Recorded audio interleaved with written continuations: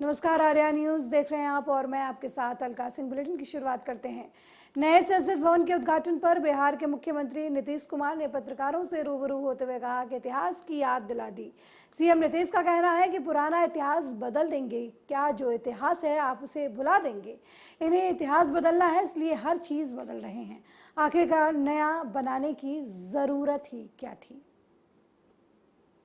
दिल्ली जो गए हैं सब लोगों से ऐसे भी हम किए। आज शुरू में भी बात हो रहा था कि बन रहा है, ये हो रहा है, तो हमको तो अच्छा नहीं लग रहा था कि जो इतिहास है, अरे आजादी हुई तो जो चीज पर फिर जहां पर से शुरुआत हो गया तो उसी को और विकसित कर देना चाहिए। अलग से नया बनाने का कोई मतलब नहीं। क्या पुराना इतिहास से बदल दीजिएगा तो बेकार चीज। खैर अब अन्य पार्टियां तो और कारण से राष्ट्रपति जी को नहीं बुला करके ये करे, वो सब जो भी कारण है, लेकिन हमसे पूछिएगा तो हमको तो बड़ा ये लगता है कि उसकी क्या जरूरत थी अलग करने का। जो था बिल्डिंग उसी को न करना चाहिए था। आज जो इतिहास है उसको भुला दीजिएगा क्या, कल होकर के इसको खत्म कर दीजिएगा तो क्या पता चलेगा। तो आप जान लीजिए अब जो शासन में आजकल हैं, हम बराबर कह रहे हैं, उस सारे इतिहास को बदल देंगे। आजादी की लड़ाई के इतिहास को बदल देंगे।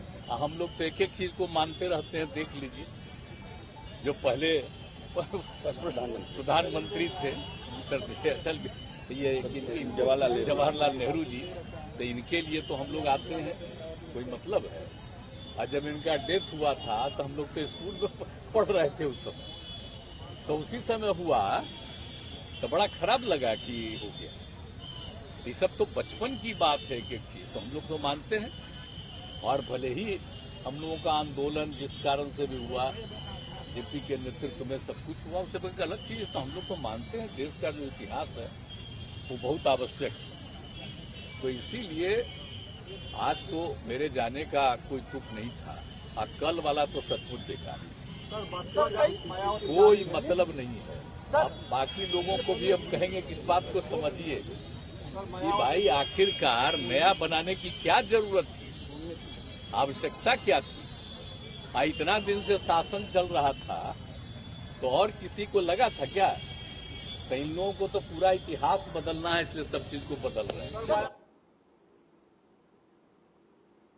वहीं केंद्र में प्रधानमंत्री नरेंद्र मोदी के नेतृत्व में बीजेपी सरकार के 9 साल पूरे होने पर कांग्रेस ने भी 9 सवाल पूछे हैं। इन सवालों पर बीजेपी सांसद और पूर्व केंद्रीय मंत्री रविशंकर प्रसाद ने जवाब दिया है। उन्होंने कहा कि कांग्रेस ने जो 9 सवाल पूछे हैं, लेकिन वो झूठ का पुलिंदा है। ये कांग्रेस की बेशर्मी की पराकाष्ठा है। प्रेस कॉन्फ्रेंस में उन्होंने आगे कहा कि आप आलोचना कीजिए, लेकिन आलोचना में आप देश के अंदर के संकल्प को कमजोर मत कीजिए। ये बहुत बड़ा अपमान है उन लाखों सेवा कर्मियों का, डॉक्टर, नर्सेस, सफाई कर्मचारी, एम्बुलेंस चलाने वालों का, जिन्होंने कोविड काल में देश को बचाने की कोशिश की। जो भारत की गई है वो कब गई है? आपकी सरकार में गई है ना। आज तो गलवान और दोकोलाम में भारत ने अपनी साख दिखाई है कि नहीं? ये नरेंद्र मोदी की अगुवाई का ही भारत है जिसने 300 चाइनीज टिकटॉक को बैन किया कि नहीं? वो हिम्मत दिखाई कि नहीं दिखाई? ये भारत ही है जिसने 370 बैन किया, ट्रिपल तलाक बैन किया, और आतंकवादियों पर क्या हमला किया। ये नरेंद्र मोदी की सरकार की हिम्मत है कि क्या उरी हो या बालाकोट हो, घर में घुसकर हमला किया और ठंडा किया। चाइना के संदर्भ में उनके रक्षा मंत्री AK एंथोनी का स्टेटमेंट ऑन रिकॉर्ड पर है कि हम जान करके सड़कें नहीं बनाते हैं चाइना के साथ ताकि टेंशन नहीं हो। ये उनका सवाल है, सोच है। और आज मोदी जी के समय सारी सड़कें, क्या अरुणाचल, क्या लद्दाख, क्या कश्मीर, सब बनकर तैयार हैं, सारे पुल बन गए। ये नरेंद्र मोदी सरकार की हिम्मत है। तो मित्रों, मुझे लगा कि इस झूठ के पुलिंदे को एक्सपोज करना बहुत जरूरी था। मैं कांग्रेस के मित्रों से एक ही बात कहूंगा, कृपा कर करके मोदी की नफरत से थोड़ा ऊपर आइए। हाँ, आप 2 बार हारे हैं बुरी तरह से, 24 में भी आपका हाल हो ही होगा जो लेकिन उनके सहयोगियों ने कहा कि पंच तत्व का सही सम्मान तब तक नहीं होगा जब तक 5 तत्वों में भ्रष्टाचार नहीं होगा। उन्होंने इसको करके दिखा दिया। अब मैं बताना चाहता हूं, थल का घोटाला कॉमनवेल्थ ले लीजिए, आदर्श ले लीजिए, और वो जमीन पर ही नहीं रुके, जमीन के अंदर भी चले गए। कोयला घोटाला, जमीन के अंदर मिलता है कोयला, वहां भी कर दिया उन्होंने। मैंने वायु की बात की, 2G घोटाला क्या है? वायु के माध्यम से वो आता है, 2G घोटाला हुआ। अब आप देख लीजिए, नभ में तो हेलीकॉप्टर घोटाला कर दिया उन्होंने, हेलीकॉप्टर तो आकाश में उड़ते हैं। जल में तो सबमरीन घोटाला। और जहां तक अग्नि का सवाल है, तो दामाद सिंह ने जो जमीन लिया बीकानेर में, जिस पर 3-3 FIR चल रहे हैं, बाकी कार्रवाई हो रही है, वो कहां से था? हम यहां लगाएंगे सोलर प्लांट्स, किसानों को जमीन ली गई। तो इसीलिए मेरे मन में एक बात आती है कि जिंदगी में ग्रेडिंग बहुत होती है। कांग्रेस ने अपने लिए 4C ग्रेडिंग चुना है, cut, commission, corruption, Congress. The Congress grading is 4C, cut, commission, corruption, Congress. ये है कांग्रेस। और वो आज जब देश की इकोनॉमी इतनी ओपन हो गई है, पूंजी निवेश आ रहा है, दुनिया भारत को विश्वास कर रही है, तो इस तरह की बातें करना बहुत दुर्भाग्यपूर्ण है। वहीं समाजवादी पार्टी के प्रमुख अखिलेश यादव ने नई संसद को लेकर अपनी प्रतिक्रिया दी है और इस दौरान बीजेपी सरकार पर जमकर हमला किया है। उन्होंने कहा कि नई संसद से अधिक जरूरी लोकतांत्रिक परंपराओं को बढ़ाया और निभाया जाए। जो लोग विपक्ष का सम्मान नहीं करते, जो नफरत से राजनीति करते हों और जो जनता से झूठ बोलें और उसको छुपाने की एक एक कार्यक्रम करें, उनके कार्यक्रमों में जाने से क्या फायदा। संसद नई बनने से जरूरी है कि जो लोकतांत्रिक परंपराएं हैं उनको बढ़ाया जाए, निभाया जाए। जो लोग विपक्ष का सम्मान नहीं करते और इनके तमाम वरिष्ठ नेताओं की भाषा क्या है, जो लोग नफरत से राजनीति करते हों, नफरत से देखते हो दूसरों को। और सबसे बड़ा सवाल यह है कि लोकतंत्र में जो जनता से झूठ बोले और झूठ को छिपाने के लिए एक एक नया इवेंट करें, तो उनके समारोह में क्या जाना, क्या खुशी होगी जनता को? न जनता की आय बढ़ी, न किसान की दोगुनी आय हो पाई, जो नौकरी रोजगार मिलना था वो न दे पाए, महंगाई बढ़ा दी। तो उस लोकसभा से जनता को क्या मिलने जा रहा है? इस बार भी जो धांधली हुई है और जिस तरह अधिकारियों के माध्यम से परिणाम को अपने पक्ष में किया, जहां इन्हें जिताना था काउंटिंग करते रहे, बढ़ाते रहे, पुलिस लगाते रहे। तो ये पुलिस से अगर प्रशासन करेंगे, आप ये बताइए, क्या गोरखपुर का कूड़ा खत्म हो गया? क्या नाले साफ हो गए? क्या नाले बन जाएंगे? क्या मेट्रो बन जाएगी? जो सवाल चुनाव में उठाए थे, वो सवाल के सवाल आज भी हैं। मुझे उम्मीद है कि जनता आने वाले चुनाव में इनको फिर एक बार सबक सिखाने का। वहीं हापुड़ की थाना कपूरपुर पुलिस ने एक NBW वारंटी स्टे और इस्तेकार को गिरफ्तार किया है। पकड़े गए बदमाश के खिलाफ हापुड़, बुलंदशहर, गाजियाबाद और मेरठ में हत्या का प्रयास, चोरी, लूट, गैंगस्टर और गुंडा एक्ट जैसे कई 4 दर्जन से अधिक अभियोग पंजीकृत किए गए हैं।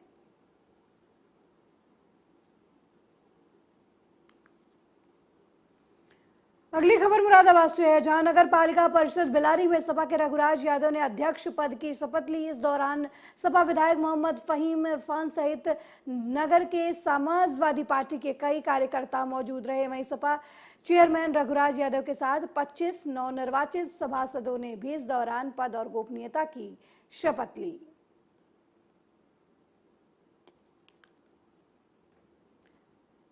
रायबरेली से सड़क हादसे की खबर सामने आई है, जहां सरेली सरेनी क्षेत्र के भोजपुर में दौलतपुर रोड पर सड़क हादसे में एक युवक की जान चली गई, जबकि दूसरे युवक की हालत गंभीर है। यह हादसा उस वक्त हुआ जब बाइक सवार युवक अपने घर लालखेड़ा से भोजपुर बाजार आ रहे थे। तभी करीब 7:30 बजे शाम को भोजपुर के बाहर दौलतपुर रोड पर ट्रक चालक ने तेजी से उनकी मोटरसाइकिल में टक्कर मार दी, जिससे दोनों की गंभीर चोटें लगी। लोगों की मदद से युवकों को नजदीकी CHC में भर्ती करवाया गया, जहां एक युवक की मौत हो गई, जबकि दूसरे युवक की हालत गंभीर देखते हुए उसे जिला अस्पताल रेफर कर दिया गया।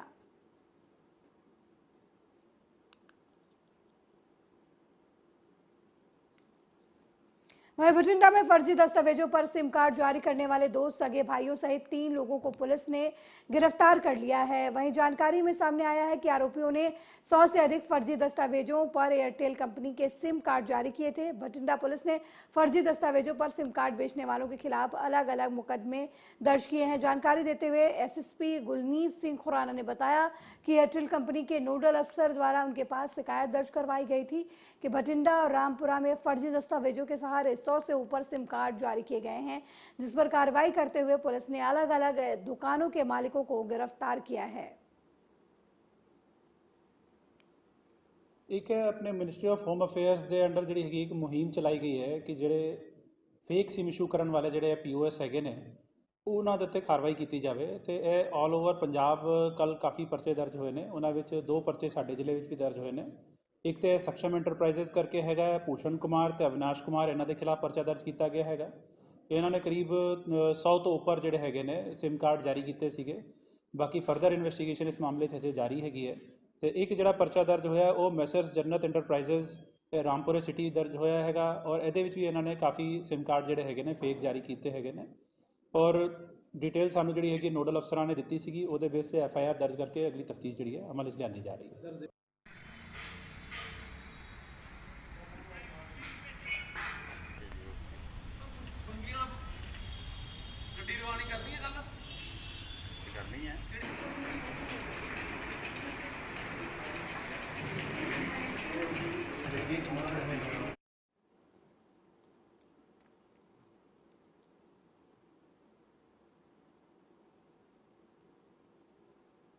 अगली खबर समराला से है, जहां सरहन नहर नीलौन पुलिस के पास गुरदीप कौर नाम की महिला ने अपनी 2 बेटियों के साथ नीलो नहर पुल से छलांग लगा दी। मौके पर मां और बच्ची को गोताखोरों ने नहर से सुरक्षित निकाला, जबकि दूसरी बच्ची जो 4 साल की बताई जा रही है, अभी तक उसका कोई अता पता नहीं चल पाया है।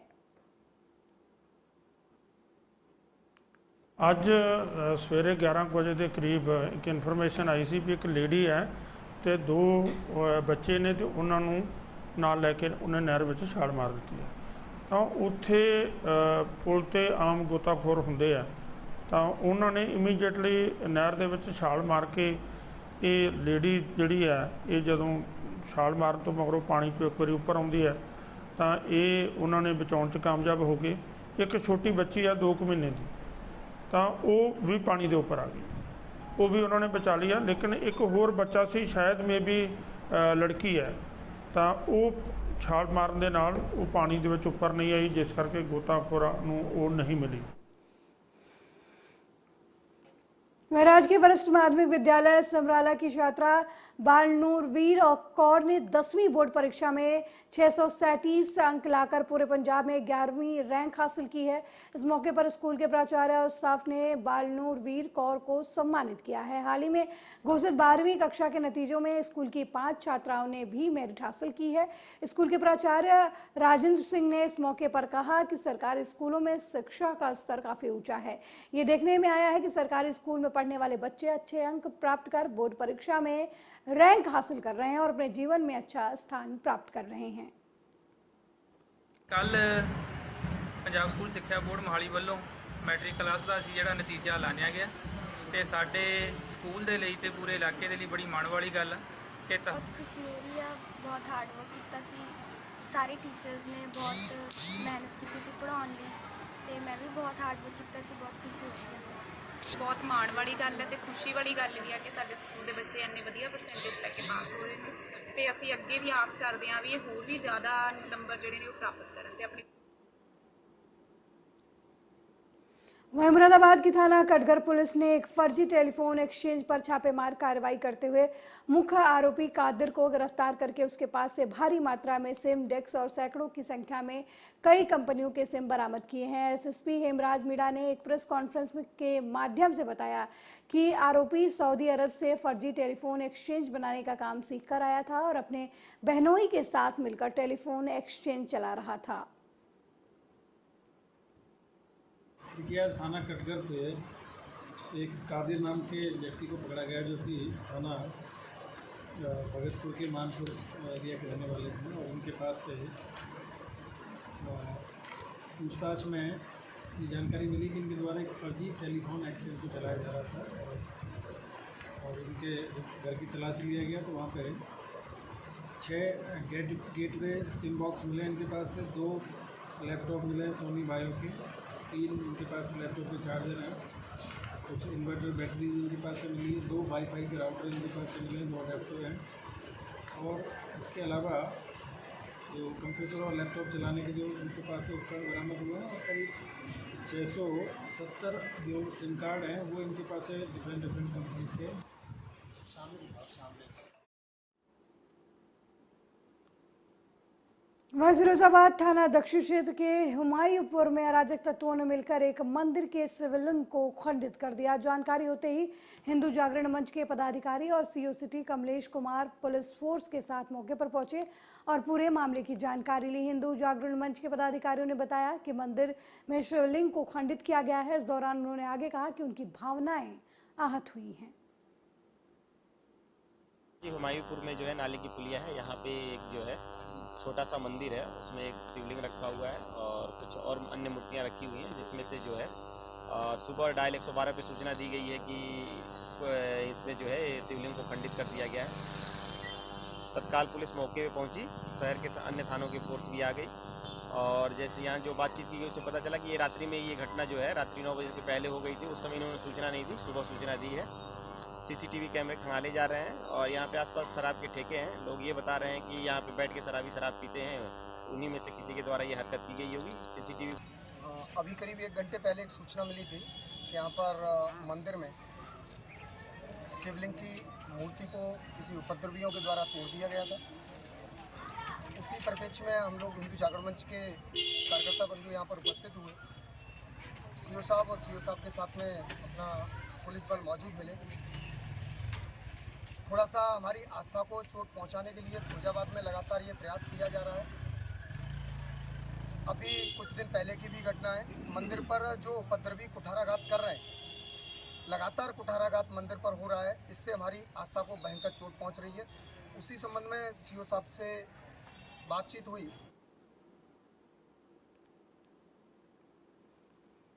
वहीं गाजियाबाद खोड़ा नगर पालिका नवनिर्वाचित चेयरमैन मोहिनी शर्मा और नवनिर्वाचित सभासद ने पद और गोपनीयता की शपथ ले ली है। आपको बता दें कि नगर पालिका के अंदर ये शपथ ग्रहण समारोह आयोजित किया गया। कल गाजियाबाद के एसडीएम विनय कुमार ने इन सभी लोगों को पद और गोपनीयता की शपथ दिलवाई। नवनिर्वाचित चेयरमैन मोहिनी शर्मा ने शपथ लेने के बाद कहा कि खोड़ा नगर पालिका में जो भी मुख्य समस्याएं हैं जल्द ही उसका निस्तारण धरातल पर किया जाएगा।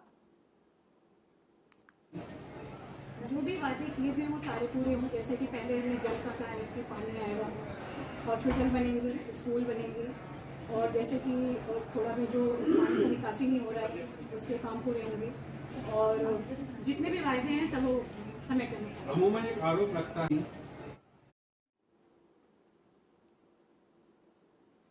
दिल्ली के जंतर मंतर पर पिछले 1 महीने से धरने पर बैठे पहलवानों को अब योग गुरु रामदेव ने भी समर्थन दिया है। उन्होंने कहा कि ब्रजभूषण शरण सिंह को जरूर जेल में डालना चाहिए। रामदेव ने रेसलिंग फेडरेशन चीफ के ऊपर यौन शोषण के आरोपों को शर्मनाक बताया। योग गुरु ने कहा कि वो आए दिन बहन और बेटियों के बारे में फालतू बातें करते हैं। ये अत्यंत निंदनीय और पाप है। ऐसे लोगों को तुरंत जेल भेजना चाहिए।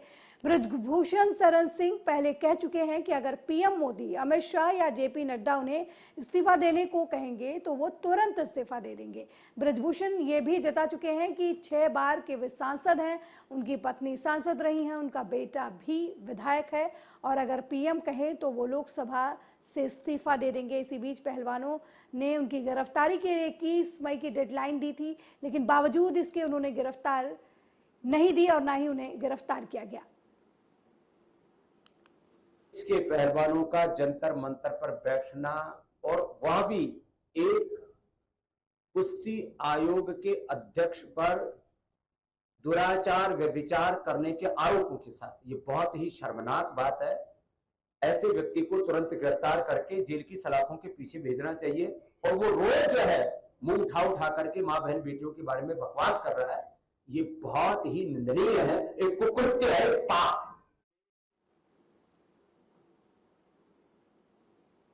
वहीं जंतर मंतर पर कुश्ती पहलवान ब्रजभूषण शरण सिंह के खिलाफ यौन उत्पीड़न को लेकर धरने पर बैठे हुए हैं। मामला इसलिए भी संगीन है क्योंकि ये वो पहलवान है जो देश को विश्व स्तर पर पहचान दिला चुके हैं। पहलवानों का कहना है कि बीजेपी सांसद और भारतीय कुश्ती संघ के अध्यक्ष पहलवानों की यौन शोषण में लिप्त थे। दूसरी तरफ ब्रजभूषण शरण सिंह हैं जिनका कहना है कि वो पहले भी कह चुके हैं कि अगर उनके ऊपर यौन उत्पीड़न के आरोप सिद्ध हो जाएंगे तो वो किसी के कहने की जरूरत नहीं पड़ेगी उन्हें, बल्कि वो खुद फांसी पर लटक जाएंगे।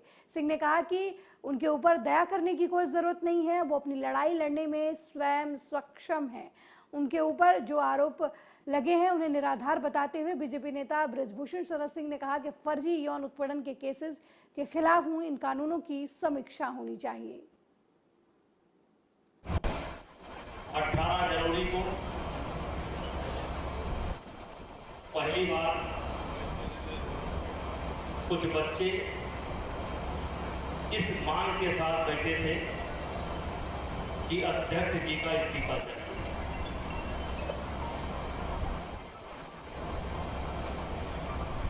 लेकिन शाम तक जब हम पहुंचे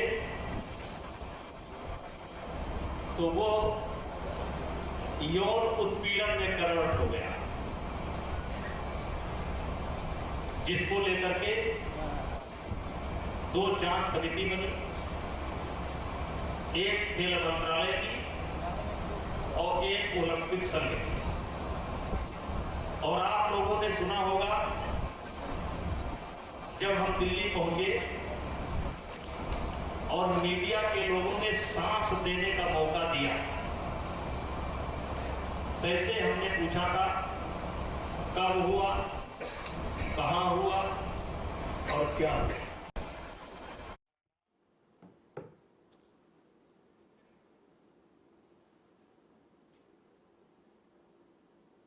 मेरे साथ इस बुलेटिन में फिलहाल इतना ही। देश दुनिया की तमाम खबरों को देखने के लिए देखते रहिए आर्या न्यूज़। नमस्कार।